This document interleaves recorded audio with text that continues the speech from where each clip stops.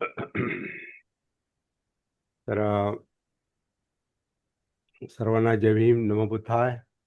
जय भीम. नमो बुद्धाय. Doctor Babasaheb Ambedkar, Bodhisattva, Bharat Ratna, विश्वरत्न, भारतीय घटनेचे शिल्पकार, भारताचे उद्धार करते, भावी भारताचे उद्धार करते आणि जगापर्यंत ज्यांनी आपला स्वतःचा बुद्ध धम्म नेऊन पोहोचवला. हे एक विशेष उल्लेखनीय बाब मी मानतो की बाबासाहेबांनी त्यांना उमगलेला समजलेला बुद्ध त्यांच्या भाषेत नवीन रूपामध्ये ते अजून उघड झालं नाही. लोकांच्या समोर ते रूप बाबासाहेबांना अपेक्षित असलेला बुद्ध अजून जगात पोहोचला नाही, परंतु त्यांनी नवीन रूपात जो जगाला दिलेला आहे. अशा महापुरुषाची आज जयंती आहे. 135वी 135 वर्ष पूर्ण झाले आणि 136वा वर्ष सुरू झाला आता. बरोबर आहे ना? 136वा वर्ष, 135 पूर्ण झाले आज. 1991, 1891. तर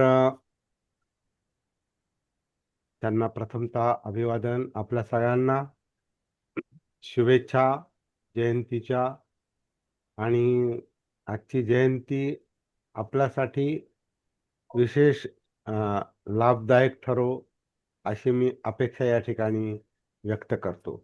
जयंती तर दरवर्षी येते जाते आणि तसं बाबासाहेबांचं स्मरण करायला आपल्याला काय जयंती आणि त्यांचा स्मृती दिन आणि 14 ऑक्टोबर आणि ह्याची काय आपल्याला गरज नसते. खरं म्हणजे आपल्यासाठी रोजचे बाबासाहेब आहेत.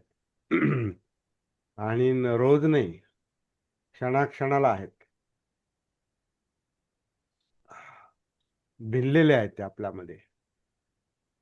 बाबासाहेब आपल्यामध्ये भिनलेले आहेत किंवा भिनलेले पाहिजेत.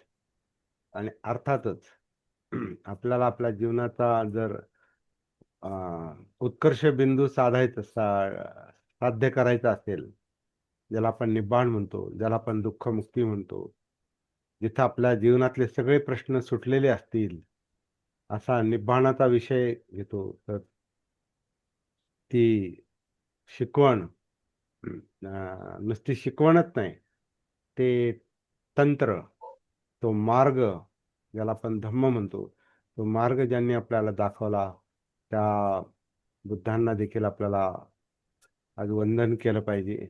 बुद्ध आणि बाबासाहेब, खरं म्हणजे या शक्ती मला यांच्यात खूप साम्य वाटतं.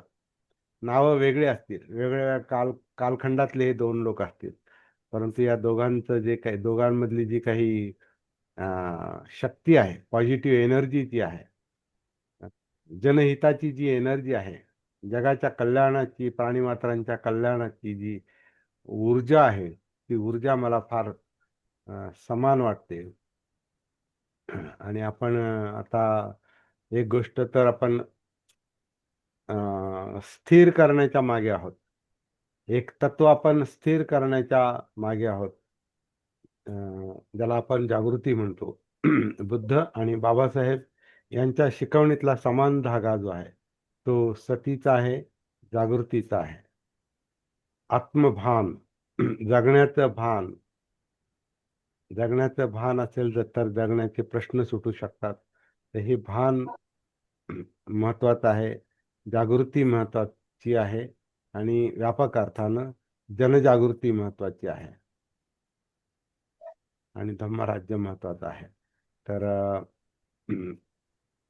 आपल्यासाठी आजची ही बाबासाहेबांची जयंती विशेष ठरो अशी मी अपेक्षा करतो. आपण ज्या दिशेने निघालेलो आहोत, ती दिशा अधिकाधिक स्पष्ट हो अशी मी अपेक्षा करतो. आणि पुन्हा एकदा सगळ्यांना शुभेच्छा देऊन मी बाबूजींकडे पुढचं सूत्र सोपवतो. बाबूजी, त्यांचं नाव दयानंदजी घोडके आहे. तर त्यांना बाबूजी म्हणतात आवडीनं.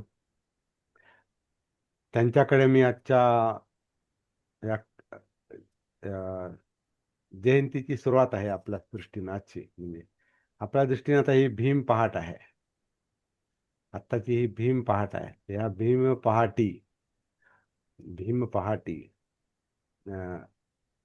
आपण बाबूजींकडून त्याचं काही त्यांना काही सांगायचं असतील प्रास्ताविक तर ते प्रास्ताविक सांगू शकतात. परंतु ते आज आपलं वंदनेचं जे काही सूत्रसंचालन आहे ते स्वतः करतील आणि त्यांना जे आवश्यक वाटतं त्या गाथांचं ते पठण करतील आणि त्याच्यानंतर आपण आपल्या मुख्य विषयामध्ये उतरणार आहोत. बाबूजी, सर्वांना सविनय सप्रेम सगळ्यांनी जय. माईक बंद ठेवा आणि व्हिडिओ ओपन करा.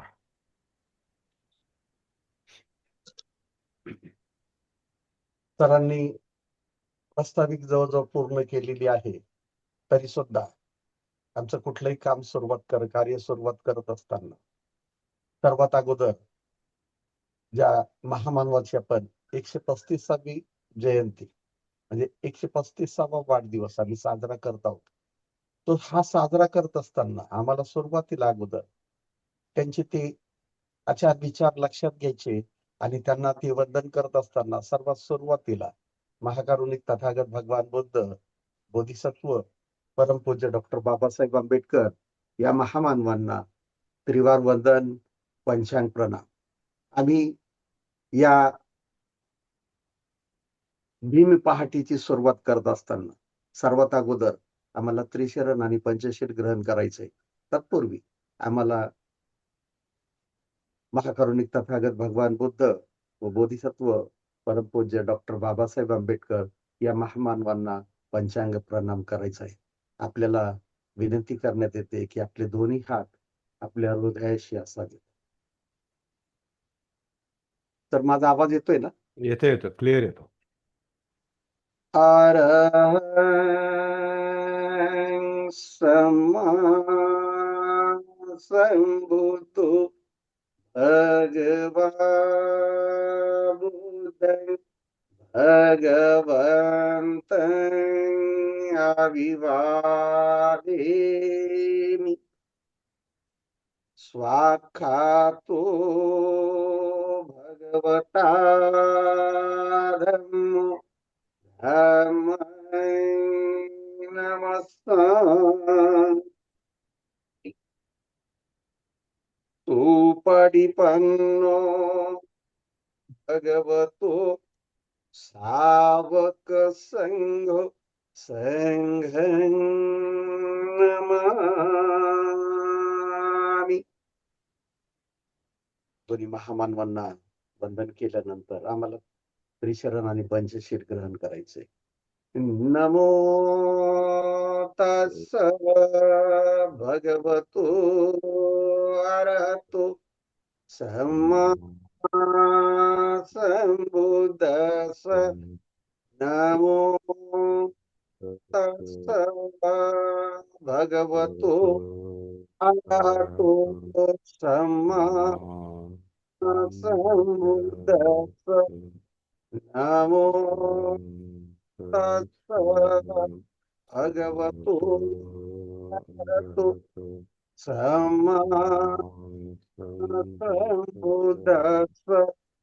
बुद्धं शरणं गच्छामि.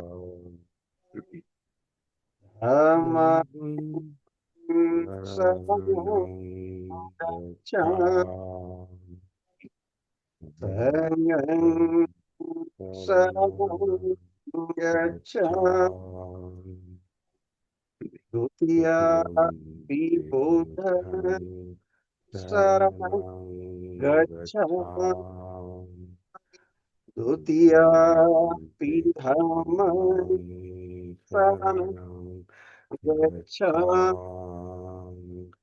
द्वितीयापि संघं शरणं गच्छामि.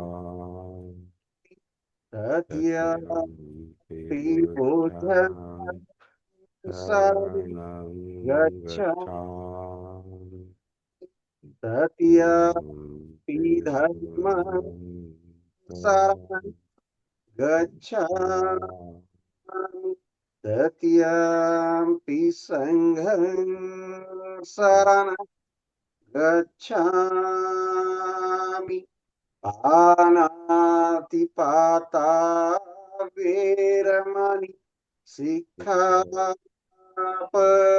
समाधियामि अदिन्नदाना वेरमणि सिक्खापदं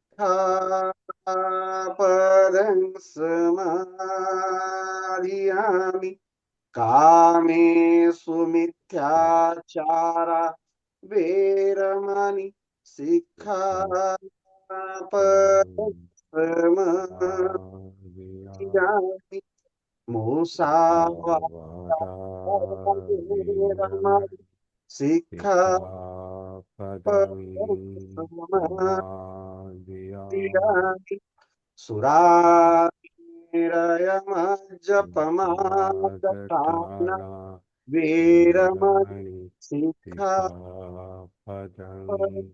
समाधियामि अनुमोदन म्हणून सर्वांनी साधुकार करायचंय. साधु साधु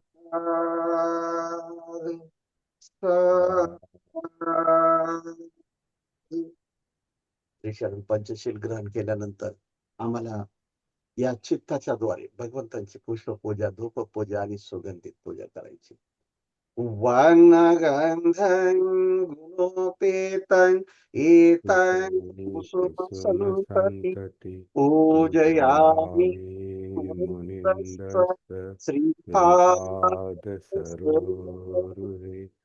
भूते निबोधं कुसुमेन पुय्येन नीतेन ददामि मोक्षम् ओपं निदायति यथाइदं मे सायो तथा याति विनाशभाव अनसारपदीपेन दीपेन समदंसिना तिलोकदीपं सम्बोधं पूजयामि तमोदं सुगन्धिकाय अनन्तगुणगन्धिना सुगन्धिनां पूजयामि तथागतं बुद्धधम्मं च सङ्गं सुगततनुभवा धातवो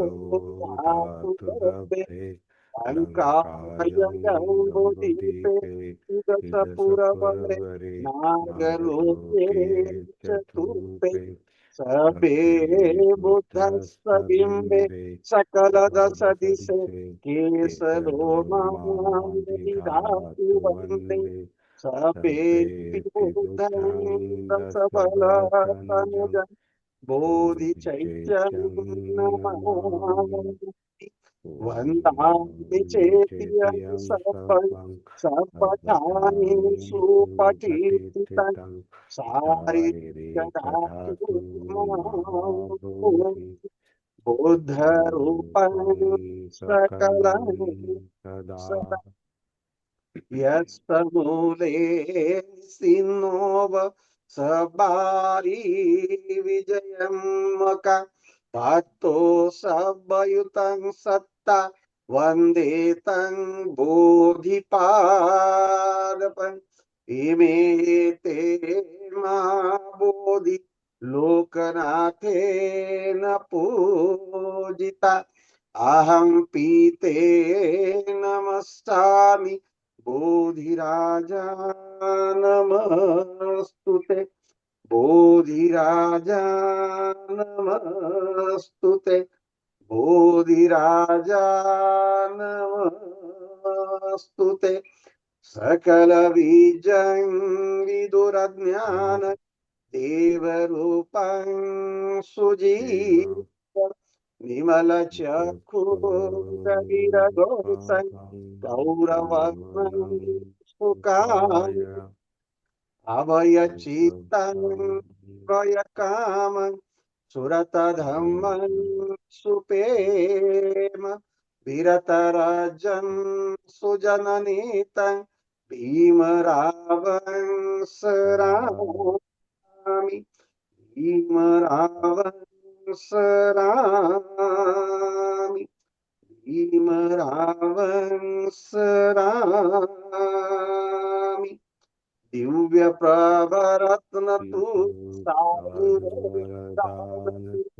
आद्य कुलभूष तू भीमराजा सकल विद्यापती ज्ञान सत संगती शास्त्र शासनमती बुद्धी तेजा पंकजा स्वजन उद्धारा भगवंत आमुचा करा भक्त का सवदा संगरी शास्त्र धरिता करी कांपलाई रौद्र रूपा मुक्ती पथ कोणता जीवन स्मृती जाळता उजाळल्या गतिका मार्ग साचा राष्ट्र घटना तुटी शोभते भारती महामानवोपी सात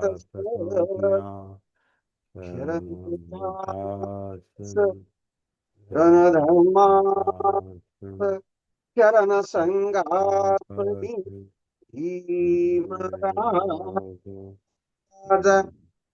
आजच्या या 135व्या जयंतीनिमित्त आम्हाला काही संकल्प पण करायचे असतात आणि त्या संकल्प करायचे आपल्याला आम्ही संकल्प गाथा घेणार आहोत.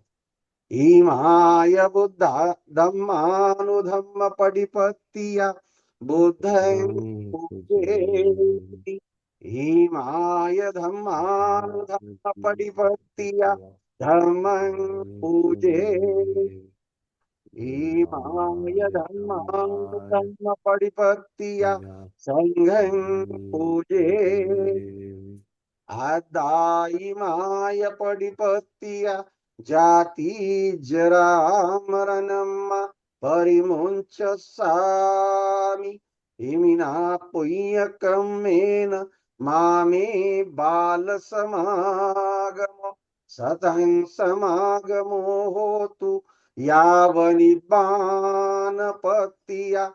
देवो वसतु कालेन सस्य संपत्ति हेतु च पीतो भवतु लोको च राजा भवतु धम्मिको इमाय बुद्ध पूजाय कथाय शुद्ध चेतसा चिरंचेठन्तु सद्धम्मो लोको होन्तु सुखी सदा इमाय धम्म पूजाय कथाय शुद्ध चेतसा चिरंचेठन्तु सद्धम्मो लोको होन्तु सुखी सदा इमाय संघ पूजाय कथाय शुद्ध चेतसा चिरंचेठन्तु सद्धम्मो लोको होन्तु सुखी सदा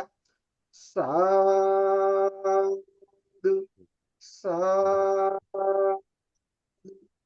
साधु. आपण इथे थोडस थांबूया. सरांच्याकडे सूत्र देतो आणि सरते शेवटी आम्ही धम्मपालन गाथा घेऊन आणि नंतर सरने ते घेऊन संपवूया. धन्यवाद सर्वांना. सविनय सप्रेम जय भीम.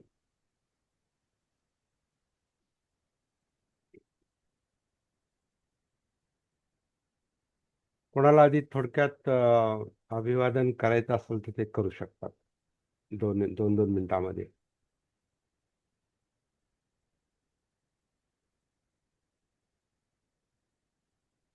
धानके सर.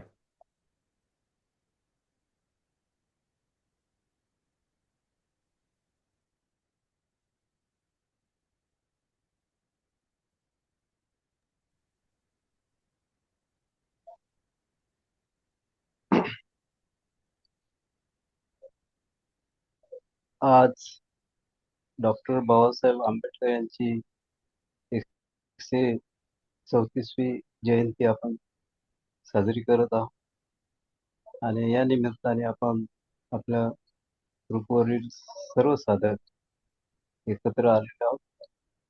आपण अंतःकरणपूर्वक आजचा दिवस आपल्या जीवनाला एक आगळी वेगळी दिशा देईल अशी मी अपेक्षा करतोय. अशी सदिच्छा माझ्याकडून सर्वांना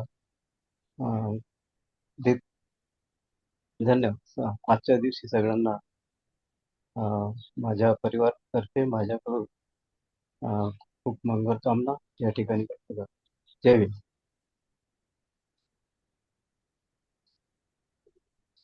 अशोक.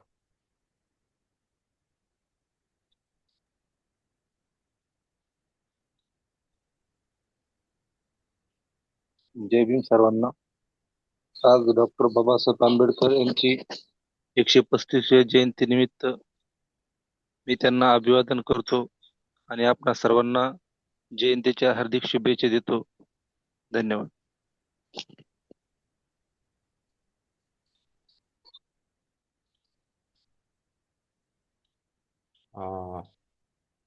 माघाडीजी.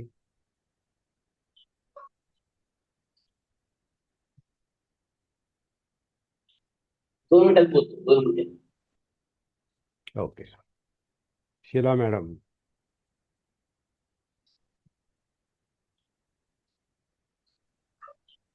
नमो बुद्ध जय भीम सर. जय भीम. सगळ्यांना 14 एप्रिल डॉक्टर बाबासाहेब आंबेडकर यांच्या जयंतीनिमित्त सगळ्यांना हार्दिक शुभेच्छा. अनिल गायकवाड. नमो बुद्धाय. जय भीम. आज 14 एप्रिल बाबासाहेबांची 135वी जयंती आणि संपूर्ण जगभरामध्ये या दिनाचा खूप मोठ्या जल्लोषात साजरा केला जात आहे हा दिवस. आणि माझ्या वतीनं बाबासाहेबांना अभिवादन आणि माझ्या परिवाराकडून देखील बाबासाहेबांना अभिवादन. तसेच आपल्या सर्व साधकांना मी मंगलमय सदिच्छा शुभेच्छा देतो की आजच्या या दिनापासून आपल्याला पूर्णपणे आपल्या संकल्पाला पूर्णत्वास नेण्यास एक ऊर्जा मिळो, बळ मिळो आणि आपले निश्चित ध्येय पूर्ण हो अशा प्रकारची मी सदिच्छा व्यक्त करतो. धन्यवाद. जय भीम. नमो बुद्धाय. सुनंदा.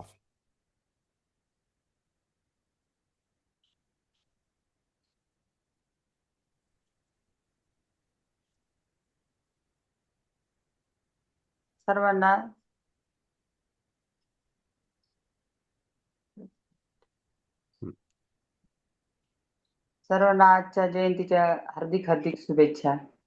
आज सकाळचंच वातावरण खूप छान आहे. सकाळी 4:30 वाजल्यापासून आम्ही जागे आहोत आणि एक वेगळाच आनंद, एक वेगळाच उत्साह आहे. आता इथली हा कार्यक्रम आवरल्यानंतर मला गार्डनमध्ये पण जायचं आहे, त्यानंतर पुतळ्यावर जायचं आहे. अशा प्रकारे या दिवसाचं नियोजन आहे आणि खरोखरच खूप छान. आजचा दिवस हा खूप प्रेरणादायी आहे आणि सर्वांना या जयंतीच्या लाख लाख शुभेच्छा आणि सर्वांनी या जयंतीचा आनंद घ्यावा. जय भीम. नमो बुद्धाय.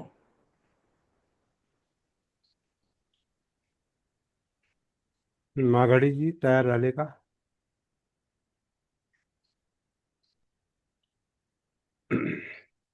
ठीक आहे. आजच्या दिवशी माझ्या वतीनं सगळ्या बंधूंना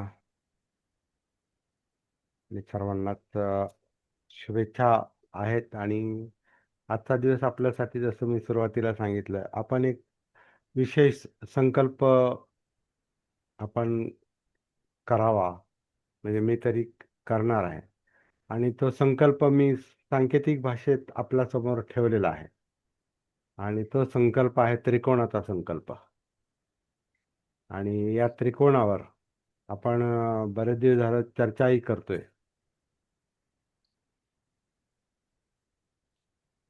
हा त्रिकोण म्हणजे त्याची एक बाजू म्हणजे आपण स्वतः व्यक्तिगत पातळीवर आणि सामाजिक पातळीवर, म्हणजे हे फाउंडेशन आहे, हा बेस आहे. आपण कसे आहोत, आपण कसे जगतो, आपली जीवनशैली, आपली लाईफस्टाईल, आपली जगण्याची पद्धती, आपले विचार करण्याची पद्धती, आपली पाहण्याची पद्धती म्हणजे दृष्टी, अंडरस्टँडिंग, ती कशी आहे, ह्या ह्या सगळ्या गोष्टी ह्या त्रिकोणाच्या बेसला आहेत असं मी म्हणतो. आणि याचप्रमाणे आपण सामाजिक पातळीवर काय करतो,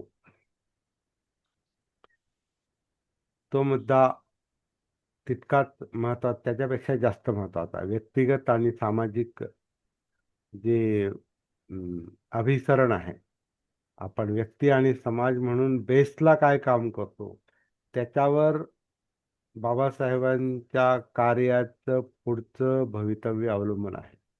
कार्याचं, त्यांचे विचार आहेत, त्यांचे विचार तर मोठे आहेत, जगाने स्वीकारलेत. परंतु आपण अनुयायी आणि विशेषतः बौद्ध अनुयायी, आंबेडकरी बौद्ध आपण म्हणू फार तर आपण आंबेडकरी बौद्ध अनुयायी बेसला पायाभूत काम आपण काय करतो, आपल्या जीवनाला आपण कसा आकार देतो, कशी दिशा देतो, आपण काया वाचा मनाने आपण कोणत्या स्तरावर आहोत, आणि त्याचं मोजमाप आपण सती जागृतीच्या माध्यमातून करत असतो की आपण किती जागे आहोत, आपण किती जागृत आहोत, आपल्याला आपले स्वतःचं जीवन समजतं का, आपला इतिहास आपल्याला समजतो का, त्याचा अर्थ माहीत आहे का. इतिहासाचा एक अर्थ आहे ज्याच्यामुळे आपण घडलेले असतो, त्याच्यामध्ये आपल्या सगळ्या पिढ्या येतात, सगळा समाज येतो, सगळी चळवळ येते, सर्व बॅकग्राऊंड येतं, सगळ्या सुखदुःखाच्या गोष्टी येतात, यातना पण आहेत त्याच्यामध्ये. आणि विशेषतः ज्या समाजात आपण जन्म घेतला, ज्या जातीत आपण जन्म घेतला आणि नंतर ती सोडून देण्याच्या प्रयत्नात आपण आहोत, आपण अजून सोडलेली नाही, आपण त्या सोडण्याच्या प्रयत्नात आहोत, तर त्याचं आपल्याला भान आहे का. अशा अनेक गोष्टी या व्यक्तिगत पातळीवर आपल्याला लक्षात घेण्याची गरज आहे. मग आपलं वर्तन आलं त्याच्यामध्ये, म्हणजे कायिक वर्तन, वाचिक वर्तन आणि मनाची धारणा, मनोधम्म, हे कसे आहेत, हा आपला एक व्यक्तिगत जागृतीचा प्रश्न आहे. तांत्रिकदृष्ट्या, टेक्निकली किंवा एक पद्धत म्हणून आपण जागृतीचं जे सूत्र आहे ते आपण आनापानसती सूत्राच्या आधारे पाहण्याचा अनेक वर्षांपासून प्रयत्न करत आहोत. म्हणजे मी जर व्यक्तिगत पातळीवर जर मला सांगायचं झालं तर मी 26 वर्ष हाच विषय आहे डोक्यात, दुसरा विषयच नाही. हा जागृतीचाच विषय आहे, सतीचाच विषय आहे. त्याच्या आधी आणि त्याच्यानंतर सुद्धा, त्याच्या आधी आणि आत्तापर्यंत बौद्ध धर्माचा जमेल तेवढा पद्धतशीर अभ्यास आणि चिंतन, विशेषतः चिंतन आणि जागृत चिंतन, याच्यावर मी फोकस केलेला आहे. तर त्रिकोणाचा जो बेस आहे, तो बेस मी माझ्या पातळीवर तयार करण्याचा प्रयत्न करतोय, आणि त्याचे साक्षीदार तुम्ही लोक पण आहात. म्हणजे असं काही नाही आपण फक्त बोलतोय आणि असं नाही, आपण काम करतो, आपण काही करतो, आपण त्याचं काहीतरी अभिव्यक्ती आहे. नाहीतर मी खूप चांगलं काम करतो आणि मी जागृत आहे आणि मी मला समजतं असं म्हणणं ही वेगळी गोष्ट आहे, परंतु त्याचं त्याचं एक्सप्रेशन, त्याची अभिव्यक्ती ही लोकांपुढं होते का? तसं आपण काम करतो का? हाही भाग या त्रिकोणाच्या बेसला महत्वाचा आहे. म्हणजे आपण आपलं व्यक्तिगत आणि सामाजिक जीवन, त्रिकोणाची जी दुसरी बाजू आहे ती अर्थातच ज्यांच्यामुळे आपण आपल्या जीवनाला सर्वोच्च आकार देऊ शकणार आहोत पुढे, तसं संकल्प केला तर, आणि आज तो करावा असं माझा एक केलेला असेल आधी, तर तो संकल्प आणखीन दृढ कसा होईल ते आपण पाहूया. जर नसेल संकल्प केला तर आजच्या या बाबासाहेबांच्या जयंतीच्या निमित्ताने तोही संकल्प आपल्याला करायला एक संधी आहे की आपल्या जीवनाला आपण जो काही सर्वोच्च, सर्वात चांगला जो आकार देऊ शकणार आहोत, ती बुद्धांची शिकवण आहे, बुद्धांचा धम्म आहे, आणि त्याचा जो परिणाम आहे ते आपल्या जीवनाला आपण सगळ्यात चांगल्यात चांगला सगळ्यात चांगला आकाराचा आकाराचं जे व्यक्त रूप आहे, ज्याला निब्बाण म्हटलेलं आहे, दुःखमुक्त अवस्था, आपल्या जीवनातले सगळे ताणतणावाचे प्रश्न आपल्याला कमी कमी करत करत करत करत शून्यावर नेता आले पाहिजेत. त्याला दुःखमुक्ती म्हटलेलं आहे, निब्बाण म्हटलेलं आहे. तर आपला संकल्प जो आहे तो निब्बाणाचाच पाहिजे, आणि निब्बाण प्राप्त करण्यासाठी आपल्याला जागृतीची गरज आहे, हे आपण परत परत पाहतोय. परंतु हा सगळा मार्ग दाखवला कुणी? आपलं व्यक्तिगत जीवन जर आपण लक्षात घेतलं तर मला माझ्या वाडवडिलांना, विशेषतः आई वडिलांना, माझ्या आजोबांचा काही त्या कार्याशी संबंधी याचं कारण नव्हतं. ते एकदम पूर्ण ग्रामीण याच्यामध्ये जीवन जगत होते, आणि बाबासाहेबांच्या आधीचा काळ असेल त्यांचा जन्मकाळ म्हणजे. तर त्यांना बाबासाहेबांच्या कार्याची फळं थेट चाखता आली नाही, थेट नाही का, पण तरी सुद्धा जातीव्यवस्था ढिली झाली होती. परंतु विशेषतः माझे आई वडील, त्यांना बाबासाहेबांच्या कार्याचा थेट फायदा झालेला आहे. दोघेही शिक्षक होते, आणि शिक्षक असल्यामुळे त्यांच्या जीवनाला ते एक किमान काही भौतिक आकार देऊ शकले. आणि माझ्या वडिलांची जी काही एक विचारसरणी होती, माझ्या माहितीनुसार त्यांना बाबासाहेबांबद्दल कमालीची आत्मीयता होती. आणि सगळ्यात महत्त्वाची गोष्ट, त्यांनी आम्हाला कधी देऊळ दाखवलं नाही. त्यांनी आम्हाला कोणतं आमच्याकडून, ते स्वतः कधी त्यांनी कोणतं कर्मकांड केलं नाही, आमच्याकडून कधी करून घेतलं नाही. मी त्यांचं फार मोठं योगदान मानतो. माझ्या जीवनाला एक आकार देण्यासाठी एक मदत, त्यांच्या विचारांची एक मदत झाली. त्यांनी कोणती अंधश्रद्धेची गोष्ट घरामध्ये आणली नाही. त्यांचे वाडवडील असतील थोडेफार, परंतु माझे वडील ते कधीच ह्याच्यात फंदात पडले नाही. ते एक जागृत शिक्षक होते. त्यांचे विद्यार्थी सांगतात, त्यांचे विद्यार्थी त्यांच्याबद्दल शेवटपर्यंत बोलत होते. आमच्या वडिलांचं जेव्हा देहदान केलं, देहदान एका मेडिकल कॉलेजला दिल्यानंतर त्यांची अभिवादन सभा जेव्हा मी आयोजित केली आम्ही नगरमध्ये, तेव्हा त्यांचे विद्यार्थी असलेले वयस्कर लोक आणि त्यांच्याबरोबर काम केलेले शिक्षक लोक आणि इतर नातेवाईक, ते आमच्या वडिलांबद्दल जे जे काही बोलले, त्याच्यातून मला माझे वडील समजले. माझे वडील गेल्यानंतर माझे वडील मला जास्त समजले. तर त्याच्यातून एक गोष्ट लक्षात आली की मी जे काही थोडंफार काम करतोय, जे काही लक्षात आलेलं आहे, त्याची पायाभरणी थोडीशी वडिलांकडूनच झालेली आहे. आणि त्या काळामध्ये ते बौद्ध पद्धतीनं जेव्हा बौद्ध धर्माचा स्वीकार त्यांनी केला होता की नाही मला माहिती नाही, परंतु ते हवा तयार झाली होती, ते एक आंदोलन तयार झालं होतं, ते एक मुवमेंट तयार झाली होती. त्याच्यामध्ये कोणी दीक्षा घेतली किंवा न घेतली किंवा घेतली असेल, घेतली असण्याची दाट शक्यता आहे. कारण ते स्वतःच धम्मप्रचाराचं खूप असं औपचारिक काम नव्हते करत, परंतु सगळे समारंभ वगैरे ते करायचे. तर माझ्या वडिलांवर त्याचा थेट परिणाम होता बाबासाहेबांच्या चळवळीचा, आणि त्याच्यामुळे माझ्यावर तो परिणाम राहिला. आईला पण थोडीफार जाण होती माझ्या धम्मप्रचाराचा, फार मोठा मोलाचा हात होता, तर तिलाही ती समज होती. तर सांगण्याचा मुख्य मुद्दा असा आहे की आपल्या मागच्या पिढीचा आपल्यावर जो काही चांगला प्रभाव आहे थोडाफार,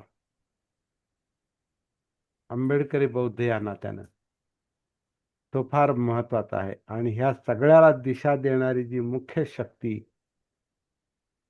होती, आजही आहे, ती म्हणजे डॉक्टर बाबासाहेब आंबेडकर आहे. त्यामुळे आपल्या त्रिकोणाची ही दुसरी बाजू आणि तिसरी बाजू म्हणायला वेगवेगळ्या आहेत, पण एकच आहे. ते दोन्ही दोन्ही गोष्टी, बुद्ध आणि बाबासाहेब, ह्या आपल्या शरीरातल्या काय म्हणणार, हाडं, मांस आणि रक्तासारखी गोष्ट आहे. हाडामासात बसलेली जी काही ही जागृत आणि जागृत शक्ती आहे, तिचं नाव बुद्ध आणि बाबासाहेब आहेत.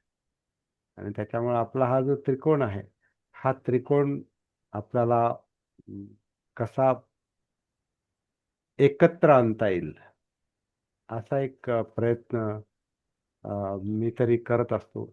आणि याच्यासाठी आपल्याकडून असं असं आपल्या मनात जर असेल ना, असा संकल्प आपल्या मनात असेल ना, तर मग बाबासाहेबांच्याही जीवनाच्या खोलीमध्ये आपण आपोआप उतरतो. हे कोण होते बाबासाहेब? एवढ्या कोट्यावधी लोकांना आणि येणाऱ्या अनेक पिढ्यांना ज्यांची शिकवण, ज्यांचे विचार, ज्यांचं कार्य, ज्यांची चळवळ, ज्यांची जागृती अखंडपणे प्रेरणा देत राहील, आणि ती आपल्याला बुद्धापर्यंत, म्हणजे बुद्धत्वापर्यंत, आपल्या स्वतःच्या निब्बाणापर्यंत, आणि विशेषतः सिद्धार्थ गौतमांच्या जीवनामध्ये उतरण्यापर्यंत आपल्याला जी प्रेरणा देत राहील, शक्ती देत राहील, ती शक्ती म्हणजे बाबासाहेब आहेत. तर एवढं म्हणजे त्रिकोण म्हटल्यानंतर आपण म्हणजे असं एक असा म्हणजे माझ्या मनात तरी असं आहे की नाही, आपल्याला याच्या बाहेर काही सध्या तरी पाहायचं नाही. याचा अर्थ असा नाही बाकीच्या महापुरुषांना आणि बाकीच्या लोकांना, बाकीच्या विचारांना आपण गौण मानतो, असा त्याचा अर्थ नाही. परंतु खरोखर जीवनाला आकार द्यायचा असेल, आपल्या व्यक्तिगत जीवनाला, आणि आपल्याकडून काही काम होणार असेल तर त्या सामाजिक जीवनाला जर विशिष्ट आकार द्यायचा असेल, तर असा थोडासा काय म्हणणार, एक सर्वसमावेशक विचार आणि तसा संकल्प आपल्या मनात असणं फार गरजेचं आहे. आणि तो संकल्प या त्रिकोणामध्ये मी तरी पाहतो. तुम्हाला तशी प्रेरणा तशी मिळत असेल तर आपण सगळेजण तसं करायचा प्रयत्न करूया. आणि ते कठीण आहे, खूप कठीण आहे. स्वतःला त्याला असं म्हटलेलं आहे की थोडाच अभ्यास करा, पण क्वालिटीचं त्याच्या खोलात शिरलं पाहिजे. थोडाच. आता थोडाच म्हणजे कसं, आपण बाबासाहेब आणि बुद्ध हा थोडाच अभ्यास नाही, हा तर फार विशाल सागरच आहे तो. तर ह्या सागरातच आपल्याला आपलं जीवन झोकून देऊन काही उत्खनन करता येतंय का, काही सापडतंय का, हे काम जरी आपल्या हातून झालं तर मला वाटतं जीवनाचं सार्थक झालं. आणि मग त्याच्यात आपण अनेक विचार जर करत राहिलो ते आपल्याला खूप चांगलं वाटतं. आता मी काल काल आता जयंतीच्या निमित्तानं काल एक कार्यक्रम मी अटेंड केला. एक कार्यकर्ते आहेत आणि ते कोल्हाटी समाजाचे आहेत, अरुण जाधव म्हणून. त्यांचं व्याख्यान काल मी ऐकलं. ॲडव्होकेट आहेत ते, पण कोल्हाटी समाजाचे आहेत आणि ते फुले शाहू आंबेडकर चळवळीशी संलग्न आहेत. तर त्यांचे विचार काल मी ऐकले आणि त्यांनी खूप ज्याला भटके विमुक्त म्हणतात, हे खूप यातना सहन करत करत पुढे चाललेले आहेत आणि त्यांना बाबासाहेबांच्या कार्यातून खूप मोठी शक्ती मिळते. त्यांच्या भाषेत फुले शाहू आंबेडकर ही त्यांची शक्ती आहे, मुख्यतः बाबासाहेब ही त्यांची शक्ती आहे. पण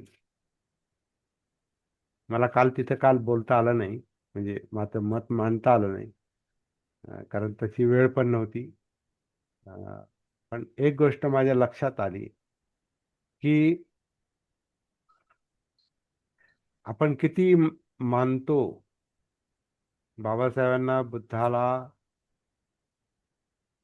किती मानतो, याच्यात एक एक निकष सगळ्यात महत्वाचा आहे.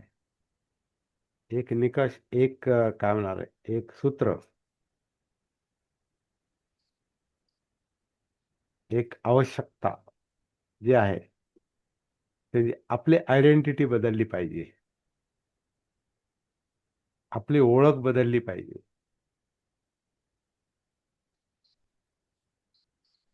तुम्ही स्वतःला अजून कोल्हाटी समजत असाल, तुम्ही स्वतःला भिल्ल समजत असाल, आता त्या त्या भाषेतला विचार करतो आम्ही, किंवा तुम्ही स्वतःला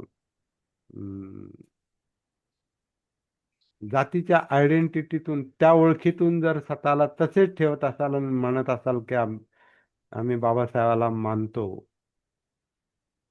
तर ते काम तेवढं महत्वाचं नाही राहत. आयडेंटिटी तुमची बदलते का? आणि मी काही लोकांशी खाजगी चर्चा पण केली. आता तो विचार मी इथं पण मांडतो. मी म्हटलं, बाबासाहेबांनी आमची आयडेंटिटी बदलून टाकली. आम्ही कधी आम्ही आम्ही महार होतो, महार आहोत. महार या भाषेत विचार करायची एक काय म्हणतात, ती आमची सवयच गेलेली आहे. आणि म्हटलं, हे लोक फुले शाहू आंबेडकर विचार सांगतात आणि स्वतःला कोल्हाटीच समजतात आणि भिल्ल समजतात आणि कैकाडी समजतात आणि हेच समजतात आणि कोणत्याही जातीचे असतील. तुम्ही जात बाळगताय आणि बाबासाहेब मानताय, हे परस्पर विरोधी गोष्ट आहे. तुम्ही बौद्ध म्हणताय आणि जात पण मानताय, जातीची ओळख पण तशीच ठेवून आहात, तरी परस्पर विरोधी गोष्ट आहे. ही गोष्ट काल मी थोडीशी नंतर खाजगीमध्ये बोललो. आपल्याला आपली ओळख जर बदलायची असेल आणि एक अशी ब्रॉड, विशाल ओळख जर आपल्याला तयार करायची असेल, तर आपल्याला फक्त आणि फक्त आणि फक्त बाबासाहेब आणि बुद्ध यांच्याच विचाराने चालावं लागेल. तुम्ही जर सगळ्यांना एकत्र करण्याचा प्रयत्न केला तर एक ना धड भाराभर चिंध्या होतील. एकही नीट आपल्याला लक्षात येणार नाही. मुळात हीच बाबासाहेब आणि बुद्ध ही सागरासारखी विशाल गोष्ट आहे, मोठी गोष्ट आहे. हीच समजून घेता घेता आपलं आयुष्य आपल्याला कमी पडणार आहे. तुम्ही सगळंच जर एकत्र करायला लागलात, अभ्यास म्हणून करायला हरकत नाही, अभ्यास आपण सगळा करू शकतो, परंतु आपल्या जीवनाचं तत्वज्ञान हे फार महत्वाचं आहे. जसं बाबासाहेब म्हणायचे, माझ्या जीवनाचं तत्वज्ञान काय आहे? स्वातंत्र्य, समता, बंधुत्व, न्याय हे माझ्या व्यक्तिगत जीवनाचं तत्वज्ञान आहे. आणि ही तत्व मी बुद्धाकडून घेतलेली आहेत. आणि ती तत्व मी आपल्या राज्यघटनेमध्ये अंतर्भूत केलेली आहेत. जीवनाला तत्वज्ञान असणं म्हणजे जीवनाला दिशा असणं आहे. म्हणजेच आपण मनोधम्म आपले जे आपण आपलं वर्तन आणि आपण मनोधम्म विचार प्रक्रिया जी आहे आणि त्याच्यासाठी आपलं चित्त जे आहे, ह्या चित्तामध्ये काय काय धारणा आहेत, काय समज आहे, आपलं चित्त मन किती जागृत आहे आणि त्याच्यामुळे वर्तन किती जागृत आहे, हे फार महत्वाची गोष्ट मला तरी वाटते. बाबासाहेबांनी आणि बुद्धांना इतकं आपण जर जवळ आणलं ना, म्हणून त्रिकोण म्हणजे एक मर्यादा. त्या मर्यादेतच आपण, ती संकुचित मर्यादा नाही, त्याच्यामध्ये गागर में सागर आहे. मी म्हणतो गागर में सागर एवढंच जरी आपण साधलं तर आपण त्याच्यामध्ये जगाच्या सगळ्याच विचारांचा समावेश त्याच्यामध्ये येतो. म्हणून गागर में सागर आहे. कारण बुद्धाचा धम्म हाच महासागरासारखा आहे. त्या महासागराला ज्या महापुरुषांनी आपल्याला जोडून दिलं, त्या महासागराशी, बुद्ध धम्माशी, ते बाबासाहेब हे ते स्वतः ज्ञानाचा सागर होते. आणि त्या ज्ञानसागरामध्ये आपण काय म्हणतात, थोडासा स्पर्श जरी करू शकलो किंवा आपलं काय म्हणतात, थोडस घोट्यापर्यंत किंवा गुडघ्यावर पाण्यात जर उतरू शकलो, ते पण फार कठीण काम आहे. पण स्पर्श जरी करू शकलो तरी ती फार मोठी गोष्ट असणार आहे. कारण तो स्पर्श बाबासाहेब नावाच्या तत्वज्ञानाला स्पर्श करणं म्हणजे तुम्ही अनेक ज्ञानांचा त्याच्यामध्ये समावेश येतो. कारण बाबासाहेब जे प्रकांड पंडित आपण म्हणतो, तर त्यांच्या प्रकांड पांडित्यामध्ये त्यांचं जे शिक्षण आहे, त्या शिक्षणालाच आपल्याला त्याचं मोजमाप करणं हेच फार कठीण काम आहे.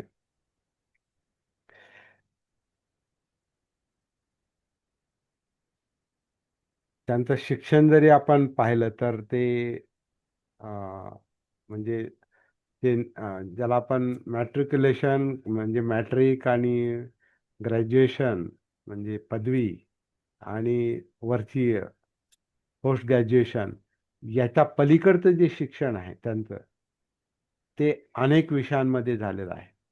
म्हणजे ते कायद्यामध्ये झालंय, अर्थशास्त्रामध्ये झालंय, सोशॉलॉजी म्हणजे ज्याला शास्त्र म्हटलेलं आहे.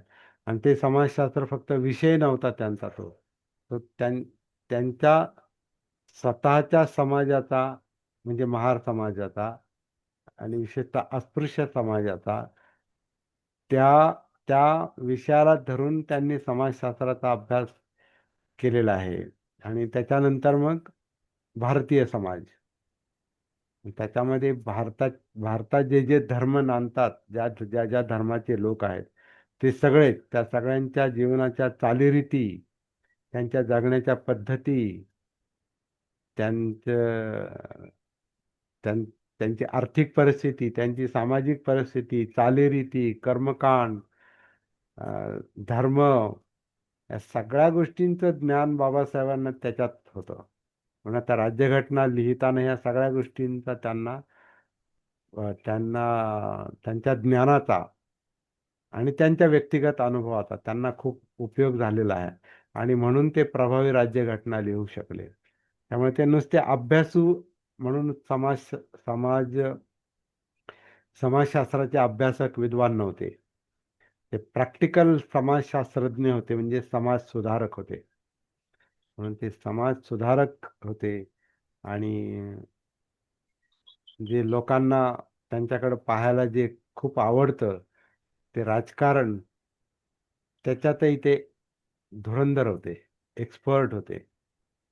ते नुसते राजकारणीच नव्हते, तर भारतीय राजकारणाला दिशा देणारे ते राजकारणी होते. ते सामान्य राजकारणी नव्हते. ज्याला ज्याला आज आपण राजकारण आपण म्हटलं की आपल्या समोर अं, काय आमदार, खासदार आणि मंत्री आणि राष्ट्रपती पदापर्यंत आपण पंतप्रधान, राष्ट्रपती हे आपण मोजमाप ठेवतो. तर याच्या पलीकडे बाबासाहेब होते. याच्या पलीकडचे ते राजकारण हे त्यांनी जनहिताचं माध्यम मानलं होतं. राजकारण करण्यासाठी राजकारण नाही केलं त्यांनी, लोकहितासाठी त्यांनी ते माध्यम मानलेलं होतं. आणि ते राजकारण अं, बाबासाहेबांच्या हयातीत पण आणि आज पण तेच लोकांना जास्त प्रिय वाटतं. आणि बाबासाहेबांच्या हयातीतली गोष्ट आहे की त्यांचं राजकारण, त्यांच्या राजकारणानं ज्या राजकारणी लोकांचं, त्यावेळेला पुढाऱ्यांचं हित झालं, त्यांची थोडीशी मजल इथपर्यंत गेली की बाबासाहेबांचं जे पुढचं अंतिम पाऊल होतं बुद्ध धम्म स्वीकाराचं, त्या बुद्ध धम्माच्या स्वीकाराला ह्या तथाकथित विद्वान राजकारणी लोकांनी विरोध केला बुद्ध धर्माला. आणि जे बाबासाहेबांचं एक प्रकारे स्वप्न होतं, त्यांना पलीकडचं पुढं न्यायचं होतं, पुढं. परंतु बरेच लोक त्या राजकारणाच्या याच्यामध्ये अडकतात. कालच्या याचा जो मुद्दा उपस्थित केला मागाशी, फुले शाहू आंबेडकर हे जे त्रिसूत्री काही लोक मानतात, ते एक राजकीय सोय पण आहे, राजकीय सोय आहे. आणि काही लोक त्याचा एक वेगळा उपयोग करून घेतात. परंतु बाबासाहेब त्याच्यात नाहीत, त्याच्यात बसत नाही. कारण बाबासाहेब त्याच्या पलीकडे गेलेले आहेत, त्याच्या पलीकडे गेलेले आहेत. कारण बाबासाहेबांनी अंतिम तत्वज्ञान जर कोणाचं स्वीकारलं असेल तर ते फक्त बुद्धांचं स्वीकारलेलं आहे. म्हणून त्यांनी एका ठिकाणी म्हटलेलं आहे की बुद्धासारखा तत्वज्ञानी जगात दुसरा झाला नाही. बुद्ध हेच खरे तत्वज्ञानी होते. त्यांच्यासारखा दुसरा तत्वज्ञानी जगात दुसरा झालाच नाही, असे शब्द आहेत ते. म्हणजे त्यांचं अंतिम जे काही ठिकाण होतं पोहोचण्याचं किंवा लोकांना नेण्याचं, ते बुद्धच होतं. त्याच्यामुळे फुले शाहू आंबेडकर हे त्यांच्याबद्दल ते क्रांतिकारक होते, त्यांनी समाजामध्ये खूप मोठा बदल घडवून आणला, असे अनेक लोक बाबासाहेबांच्या किंवा बाबासाहेब त्यांच्या विचाराने किंवा प्रत्यक्ष संपर्कात आले. म्हणजे आता शाहू महाराज आहेत, फुलेंचं जाणं आणि बाबासाहेबांचं येणे जवळपास एकाच वर्षी घडलं. तर ते प्रत्यक्ष संपर्क नव्हता, परंतु बाबासाहेब त्यांना समाज क्रांतीचे आद्यजनक मानत होते. तिथपर्यंत त्यांच्याशी संपर्क होता, संबंध होता, वैचारिक संबंध. परंतु ते गुरु म्हणून नाही. बुद्ध पण गुरु नव्हते. बुद्ध पण, कारण ते काय, त्यांचा काळ एक नाही, त्यामुळे गुरु शिष्य असण्याचा प्रश्न नाही. परंतु वैचारिक गुरु म्हणू शकतो किंवा जीवनाचे एक गुरु, मार्गदर्शक, मार्गदाता म्हणून त्यांनी बुद्धाकडे पाहिलेलं आहे. एवढं मोठं काम बाबासाहेबांचं आहे. आणि या सगळ्या गोष्टींचा आणि आणखीन बराच मग अभ्यास आहे आपल्याला बाबासाहेबांचं. जे ज्ञान आहे ते आजकाल बऱ्याच लोकांकडे बऱ्यापैकी आहे. ज्ञानाची काही कमतरता नाही. बाबासाहेबांचं चरित्र, बाबासाहेबांचं कार्य, बाबासाहेबांचं शिक्षण, बाबासाहेबांचं राजकारण, बाबासाहेबांचं समाजकारण आणि बाबासाहेबांचं धर्मकारण किंवा धम्मकारण, ह्या गोष्टी बऱ्याच अंशी आपल्याला, बऱ्याच लोकांना माहिती आहे.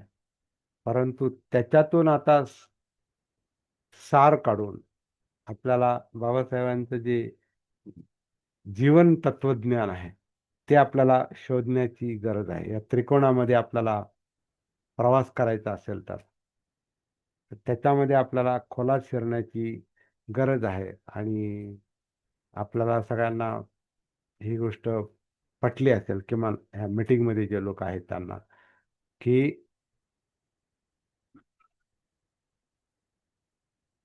आपल्याला आपल्या जगण्याचं भान असेल, जागृती असेल, मी कोण आहे हे किमान मला कळत असेल, मी माझं जगणं, माझं विचार करणं, माझी पार्श्वभूमी, माझे वाडवडील, त्यांचे वाडवडील म्हणजे आई वडील आणि त्यांच्या पाठीमागच्या पिढ्या, परिस्थिती, ती व्यवस्था, महारवाडा, हा पण आपल्या संस्कृतीचा एक फार मोठा मोजमाप करण्याचा एक एक हे निकष आहे. कारण माझ्यासारख्याला ते जीवन पाहिलेलं आहे म्हणून आणि भोगलेलं पण आहे थोडंफार, म्हणून त्याचा विचार माझ्या मनातून जाऊ शकत नाही, नाही पण गेला पाहिजे. धरून ठेवण्यासाठी नाही, आपल्यावर झालेल्या संस्कारांचा अभ्यास करण्यासाठी. कारण आपण त्याच्यात घडलेलो आहोत, त्याच्यात आपण घडलेलो पण आहोत आणि त्याच्यामुळे आपलं जीवन बिघडलेलं पण आहे. आणि हे बिघडलेलं जीवन पुन्हा घडवण्यासाठी, त्याला सावरण्यासाठी, त्याला त्याचा उद्धार होण्यासाठी ज्या शक्तीनं काम केलं ती डॉक्टर बाबासाहेब आहेत. आणि त्यांच्या म्हणण्यानुसार, त्यांच्या आदेशानुसार खरा मार्ग आपल्याला अवलंबल्याशिवाय, बुद्धाचा मार्ग हा खरा उदात्त मार्ग अवलंबल्याशिवाय आपल्याला आपल्या जीवनाला आकार देता येणार नाही, ही शिकवण आपल्याला बाबासाहेबांच्या जीवनातून मिळते, त्यांच्या विचारातून मिळते. तर ही गोष्ट आपल्याला लक्षात घेतली पाहिजे असं मला आजच्या क्षणी वाटतं.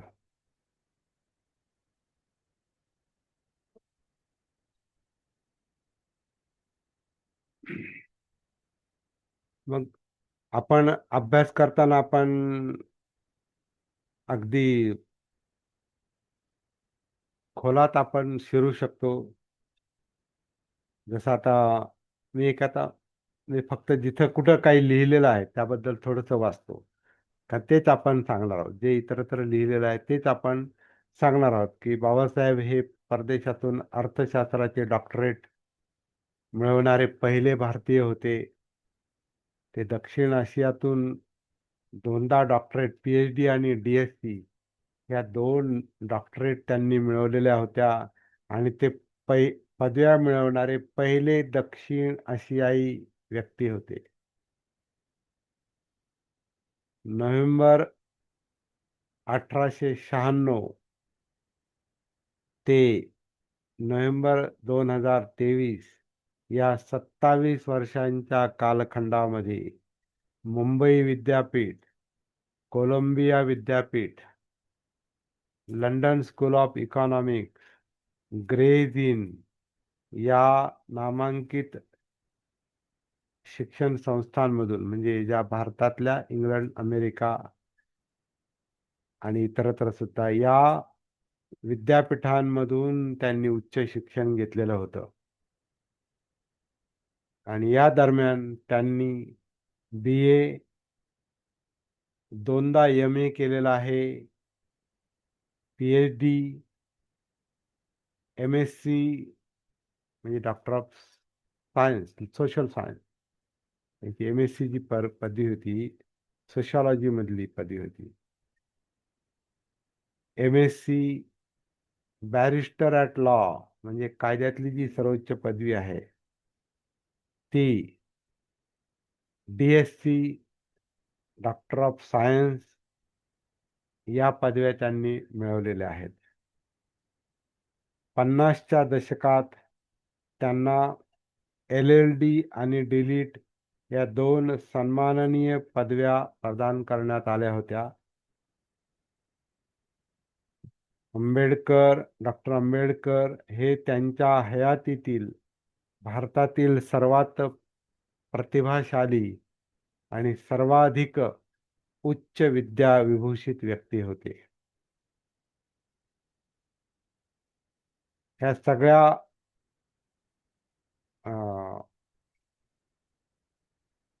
कार्यामध्ये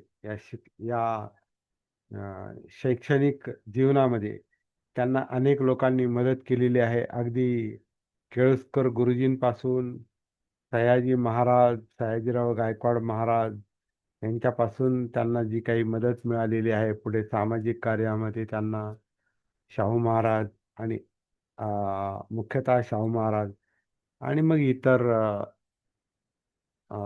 सामान्य लोकांनी सुद्धा नंतर त्यांच्या चळवळीमध्ये जो हातभार लावलेला आहे त्याच्याबद्दल पण बाबासाहेब खूप कृतज्ञ असायचे. आणि ते म्हणायचे, मी हे जे सगळं कार्य करू शकतो हे माझ्या समाजामुळं मी करू शकतो.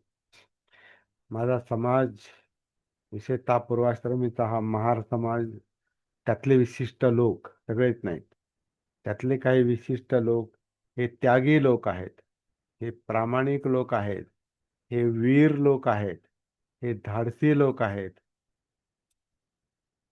हे तत्वाला धरून वागतात आणि याचा या व्यवस्थेनं उपयोग करून घेतलेला आहे. आता आपण वेस्कर की साधी गोष्ट समजतो, परंतु गावाचं रक्षण करणं आणि गावाला काही सल्ला देणं, काही बाबतीत कलेच्या बाबतीत पण हा समाज पुढं होता. तर ह्या समाजामुळं मी हे कार्य करू शकलो असं त्यांनी मान्य केलेलं आहे. गरीब असतील तर त्यांनी फार मोठं सहकार्य मला केलं, प्रेरणा दिली, त्यांच्यामुळं मी हे कार्य करू शकलो. त्यामुळं बाबासाहेबांना अनेक लोकांनी मदत केलेली आहे.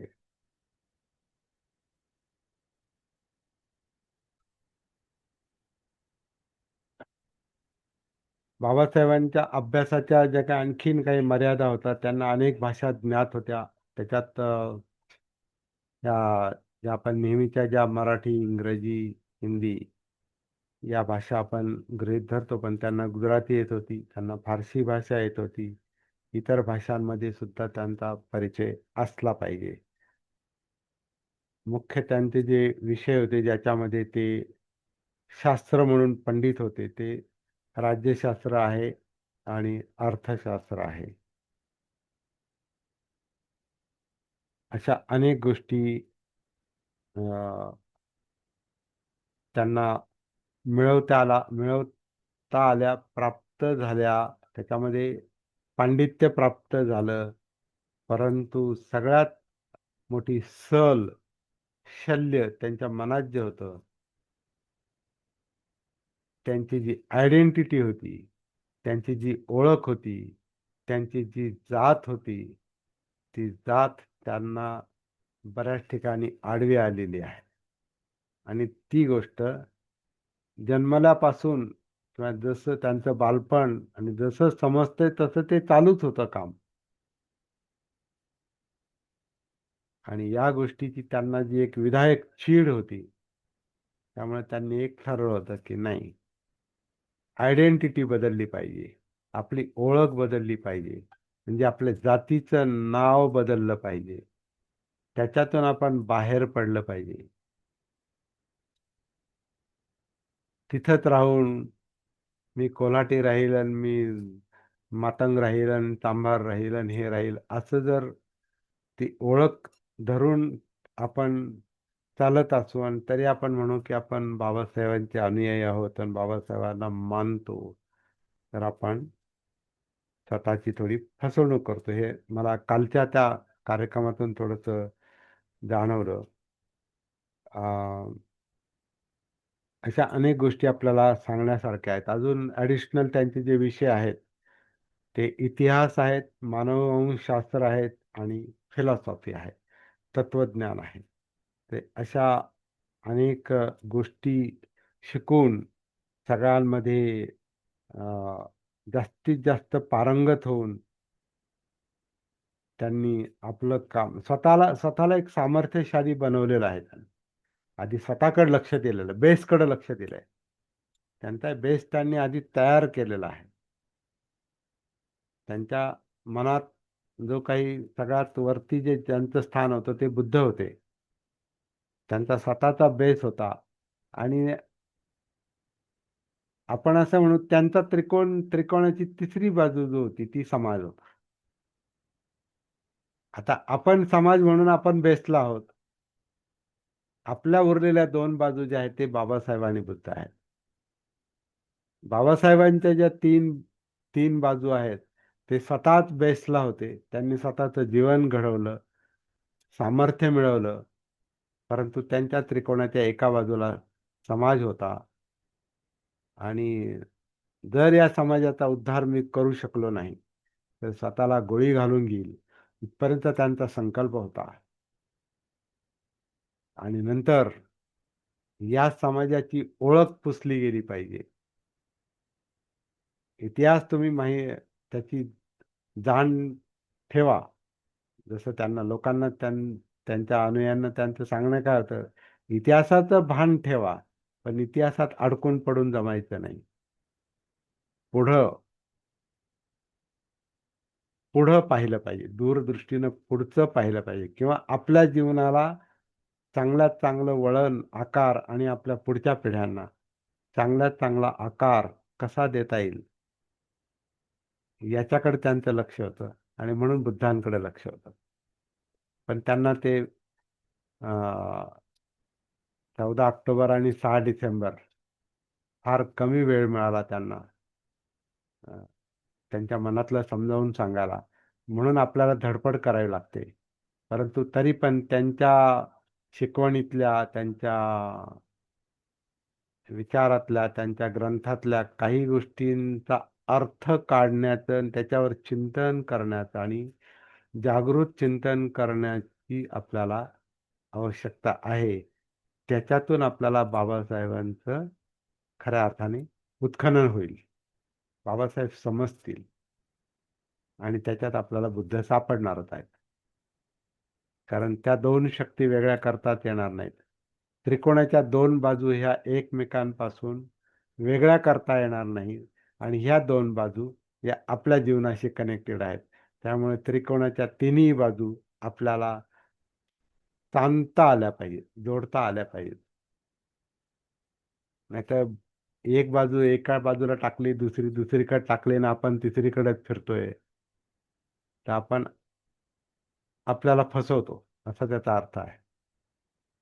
तर आजच्या या जयंतीच्या निमित्तानं पुन्हा एकदा सगळ्यांना शुभेच्छा मला द्याव्याशा वाटतात त्या मी देतो. आणि आजचा जो दिवस आहे, जयंतीचा दिवस, हा आपल्या दृष्टीने एक टर्निंग पॉइंट ठरो, नवीन दिशा देणारा ठरो, अशा प्रकारची शुभेच्छा मी या ठिकाणी व्यक्त करतो. आणि मला वाटतं तात्पुरतं मी या ठिकाणी थांबतो. आपल्याला काही याच्यावर चर्चा करण्यासाठी वेळ द्यायचा असेल तर आपण तो घेऊ शकतो. तर मी सविनय जय भीम मागाडी बोला. सविनय जय भीम. डॉक्टर आंबेडकर यांच्या जयंतीनिमित्त तुम्हाला मनापासून सर्व बांधवांना मनापासून शुभेच्छा. खातो तो घास, घेतो तो श्वास, बा भीमा तुझ्यामुळे. हे आपण सगळं जे आहोत फक्त बाबासाहेबांमुळे आहोत आणि त्यामुळं आज बाबासाहेबांच्या जयंतीनिमित्त पुन्हा एकदा सर्वांना मनापासून शुभेच्छा. धन्यवाद. जय भीम. जय भीम. जय भीम. सर्वांना सविनय जय भीम. जय भीम. जय भीम. आज डॉक्टर बाबासाहेब आंबेडकर जयंतीनिमित्त सर्वांना हार्दिक शुभेच्छा.